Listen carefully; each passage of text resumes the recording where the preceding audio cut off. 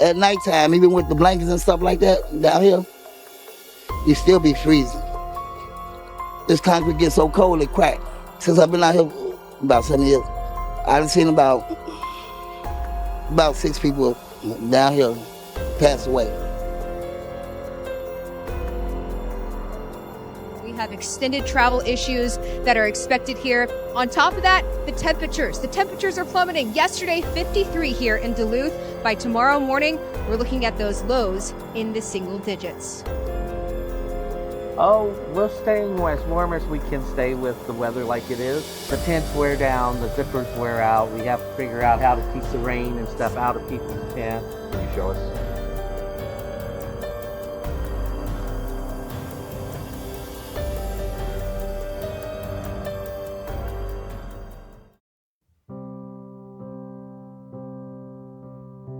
It's winter in New York City, snow falling, temperatures dropping, the wind cutting through every street.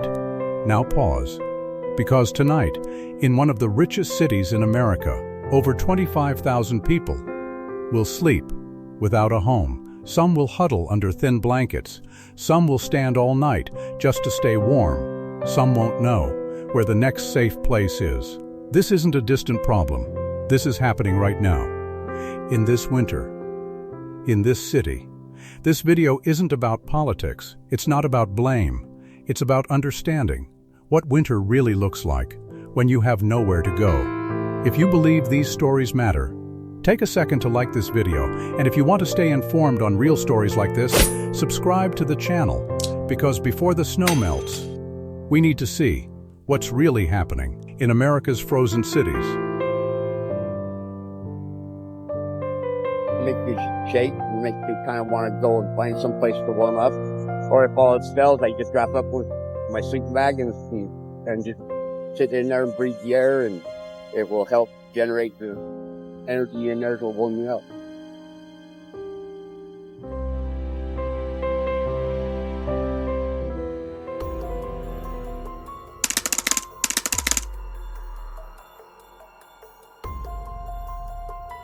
Chapter 1.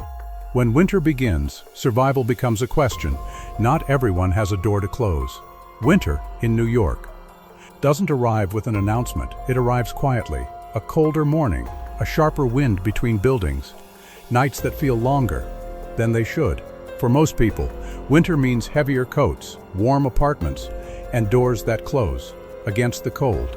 But pause here, because for thousands of others, winter doesn't stay outside. It follows them. Down subway stairs, into dark doorways, onto frozen sidewalks.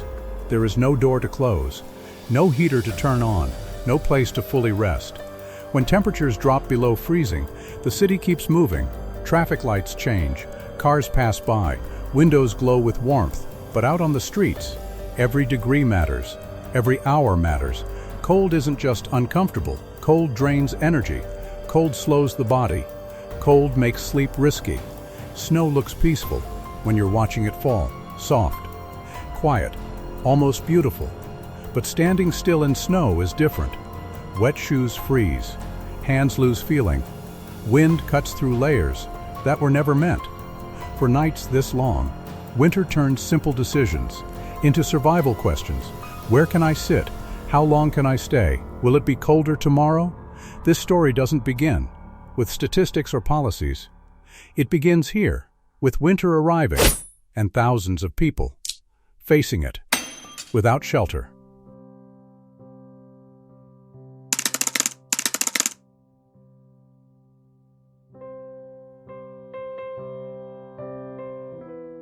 Chapter 2.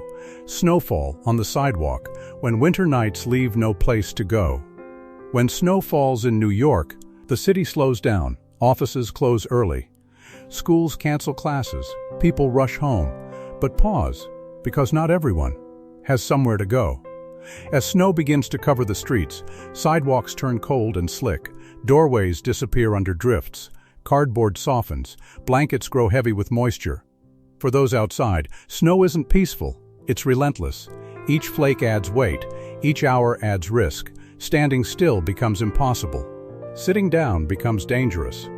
Lying down can mean not getting back up.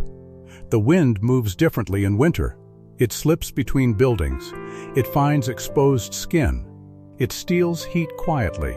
Sleep comes in fragments, minutes at a time, always alert, always cold.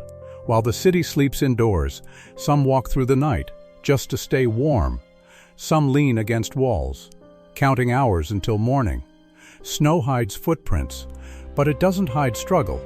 Winter nights stretch longer when you're watching the clock instead of resting, when warmth feels temporary, when safety feels uncertain. This is winter on the sidewalk, where survival depends on movement, on endurance, and on making it through one more frozen night.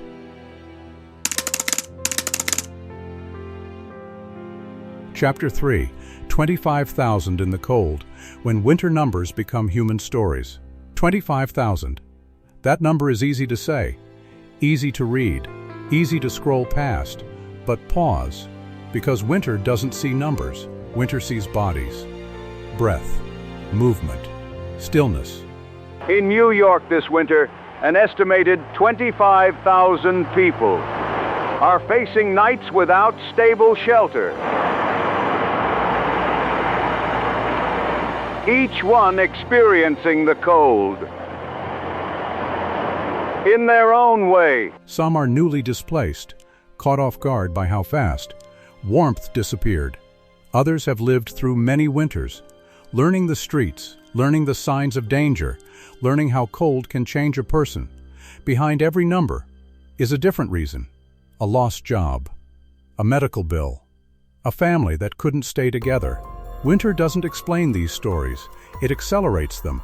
Cold shortens patience, cold sharpens fear, cold makes every mistake feel heavier, and yet life continues around them. People walk by with coffee cups steaming, windows glow with holiday lights, snow piles up beautifully on corners. The contrast is quiet, but it's everywhere. If this story feels important, this is a moment to pause again and gently tap like on this video.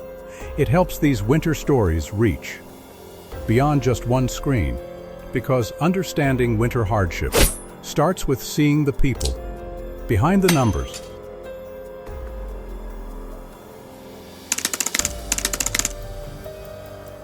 Chapter 4, Warmth Behind Closed Doors, when winter shelters offer relief, not certainty. When winter deepens, the word shelter starts to sound like safety, a heated room, a place to sit, a chance to sleep. But pause, because winter shelters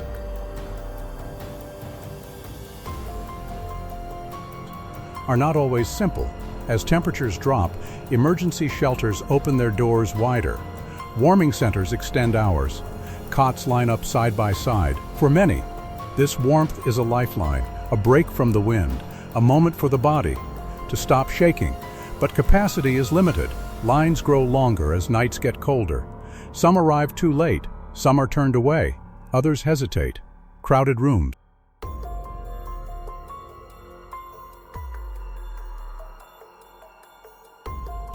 Strict schedules.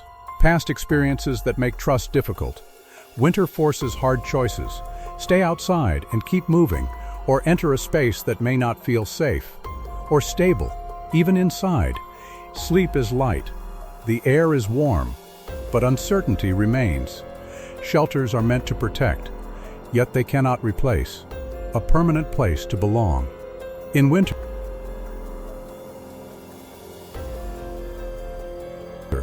shelter is relief, but not resolution.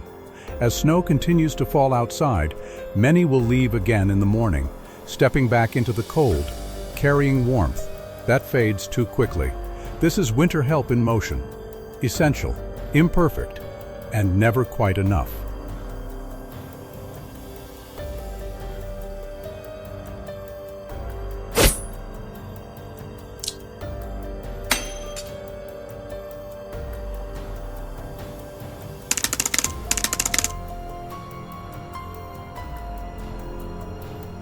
Chapter 5, Cold that seeps inside, how winter slowly wears the body down.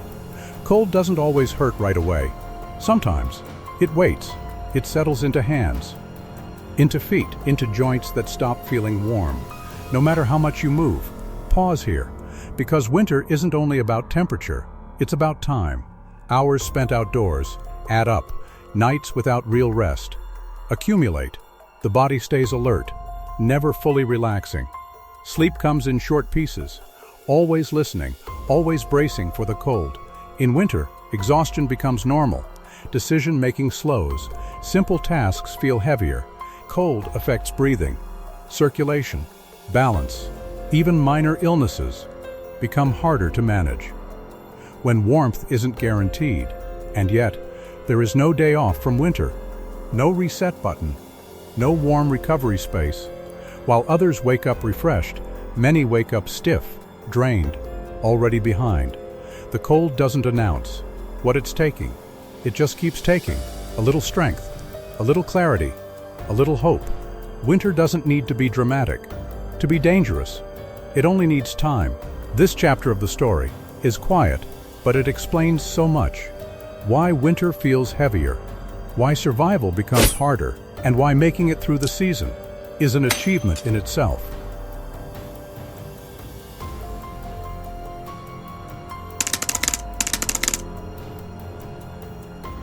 Chapter 6.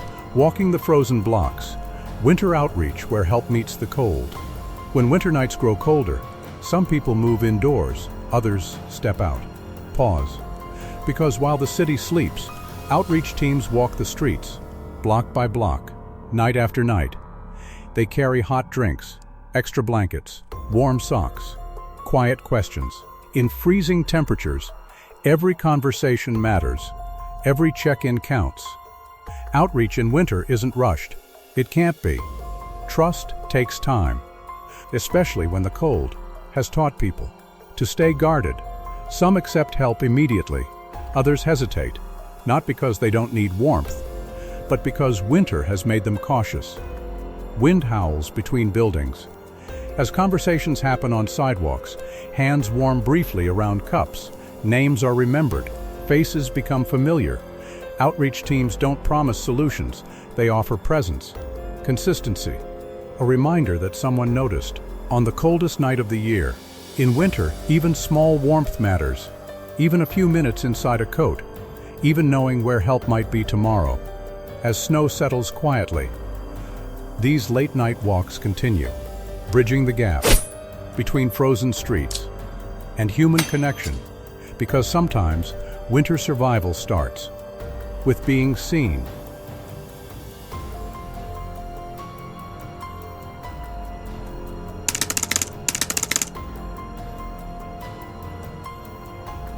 Chapter 7. When cold exposes cracks, why winter makes the housing crisis impossible to ignore. Winter doesn't create homelessness. Pause. Winter reveals it. As temperatures drop, the lack of housing becomes visible. Sidewalks fill. Shelters fill faster. Warming centers reach capacity. The cold pulls long-standing problems into the open. Rising rents, limited affordable housing, jobs that don't keep up with the cost of living. When someone loses housing in winter, there is no soft landing, there is only cold pavement and urgent decisions. Winter accelerates everything. A missed paycheck matters more. A delayed rent payment becomes a crisis faster. Snow doesn't wait for solutions. It keeps falling. As buildings glow with warmth, the contrast sharpens. Vacant units sit dark. Doors stay closed. Winter forces a question. That can't be ignored. Why does warmth exist? So close to cold, yet remain unreachable? This chapter isn't about blame, it's about visibility. Winter removes the illusion that housing issues are distant or temporary. Because when the temperature drops, housing becomes more than stability. It becomes survival. And every winter, the same cracks reopen. Wider, colder, and harder to look away from.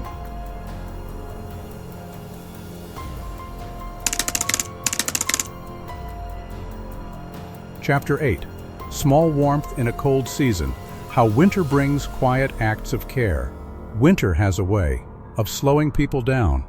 It makes the cold impossible to ignore. It makes need visible. Pause. Because while winter is harsh, it also brings moments of care. Across the city, people respond in small ways. A donated coat, a pair of gloves, a hot meal passed hand to hand. Community groups organize quietly. Church basements open early. Volunteers sort winter gear late at night. These actions don't make headlines. They don't solve the crisis. But in winter, they matter. Warm socks can mean fewer frozen toes. A dry jacket can mean lasting through the night. In a season where everything feels colder, kindness becomes practical. Winter doesn't allow grand gestures easily. It rewards consistency. Showing up again. And again.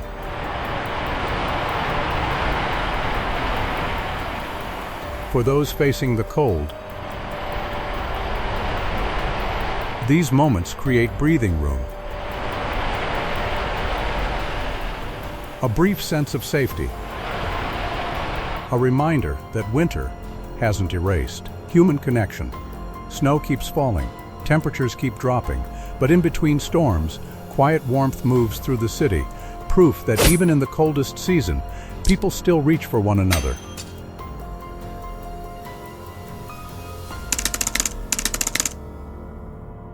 Chapter 9. Looking away is easy. Winter asks us to see more carefully. Winter changes how we move. We walk faster. We keep our heads down. We hurry past the cold. Pause, because sometimes looking away feels warmer. Snow covers familiar streets, making everything look clean, quiet, temporary. But winter homelessness doesn't disappear under snow. It becomes harder to see, not because it's gone, but because we stop looking. Assumptions form quickly in the cold. Stories get simplified. Distance grows. Winter challenges us to slow down, not physically, but emotionally. To notice who is sharing the same streets, under very different conditions. To recognize that survival looks different when you don't have warmth waiting at home. Awareness doesn't require answers. It doesn't demand solutions on the spot. It starts with attention. Winter invites reflection. It asks quiet questions. Who is protected from the cold? Who isn't? And why? As the season stretches on, the risk isn't only freezing temperatures, it's becoming numb, not just to the cold, but to each other. Seeing is the first step, not fixing, not judging, just seeing. Chapter 10. When the snow melts, what winter leaves behind. Every winter ends, snow melts, temperatures rise, the city exhales. Pause. But winter doesn't disappear for everyone. As spring approaches, sidewalks clear, coats get lighter, life feels easier, yet for many, the effects of winter remain. Exhaustion, missed opportunities, memories of nights spent, counting hours until daylight. Winter leaves marks that aren't visible.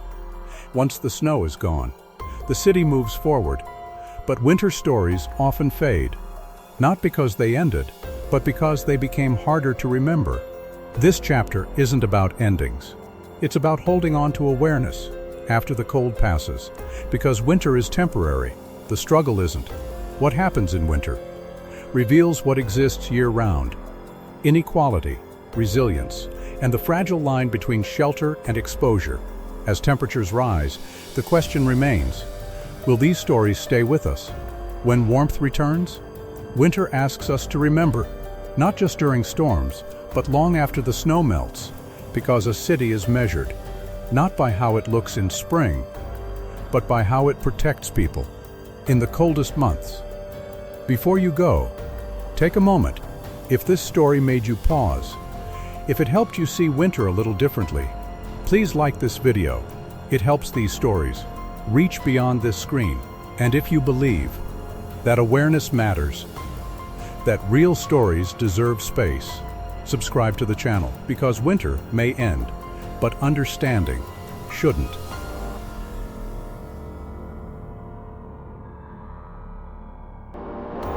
Thank you for watching.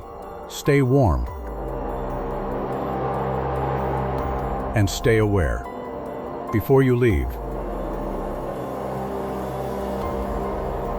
take a moment. If this video helped you understand what winter really looks like for thousands of people in New York, please like it. If you want more real stories like this, stories that go beyond headlines, subscribe to the channel. And if you feel this is something more people should see, take a second to share this video, because awareness grows when stories are shared. Thank you for watching. Stay warm and stay aware.